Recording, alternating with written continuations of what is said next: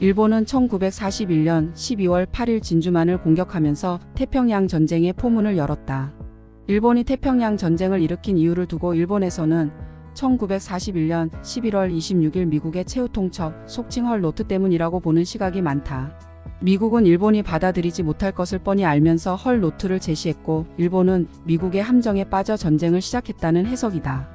교섭이 평행선을 달리는 가운데 미국은 헐 노트로 일본을 최대한 압박하면서 수면하에서는 혹시 모를 전쟁에 대비하는 전략을 썼다. 헐 노트의 핵심 쟁점은 두 가지였다. 첫째, 중국과 동남아시아로부터 일본군을 철수할 것. 여기서 문제가 된 것은 중국의 만주가 포함되는가였다.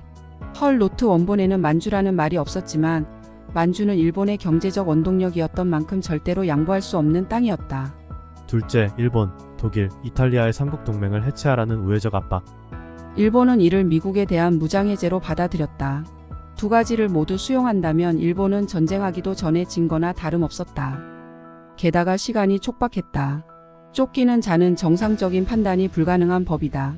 미국의 석유 수출 금지로 일본의 자원은 날이 갈수록 줄어들었다.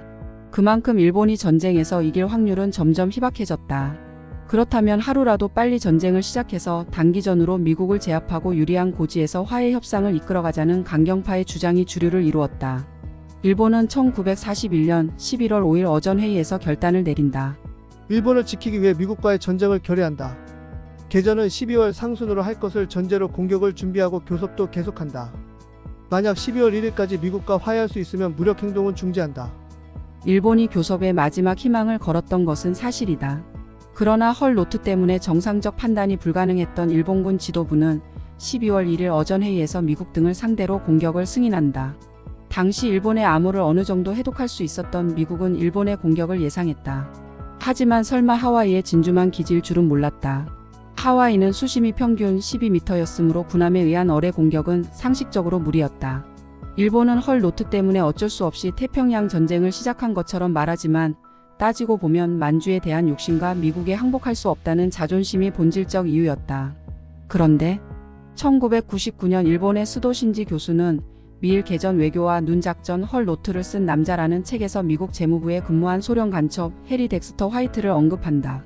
화이트는 일본을 도발하는 제안을 헐 노트에 담도록 공작을 폈던 인물이다. 독일과 싸우던 소련은 미국의 참전을 원했기 때문이다. 헐 노트는 미 국무부가 만들었지만 소련의 계략이 담긴 셈이다. 실제로 태평양 전쟁에서 가장 큰 수혜자는 소련이었다. 미국의 원조로 독일을 이겼고 동유럽 공산화에 성공했으며 미국의 원자폭탄 덕분에 식은 죽 먹기로 일본을 밀어내고 38도 선 이북을 차지했다. 결국 일본은 자기 욕심을 채우려다 자기 꾀에 넘어가서 엄청난 죄를 저질렀고 미 국무부는 소련 간첩과 정권에 쓸모있는 바보 때문에 스텝이 꼬이고 말았으며 소련은 그 과정에서 단물을 빨아먹었다. 이렇게 역사는 어리석은 사람의 섣부른 판단과 똑똑한 사람의 어리석은 실수로 흘러간다.